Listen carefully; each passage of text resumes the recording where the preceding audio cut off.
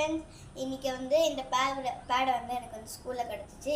வந்து world water டேக்கு வந்து நான் ஸ்பீச் கொடுத்தேன். அதுக்கு வந்து ஃபஸ்ட் ப்ரைஸாக எனக்கு வந்து தந்தாங்க. எனக்கே ரொம்ப ஆச்சரியமாக இருந்துச்சு.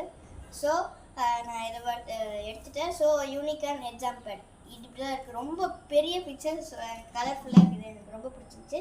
பின்னாடியும் இந்த மாதிரி ரொம்ப கலர்ஃபுல்லாக தந்துருக்காங்க.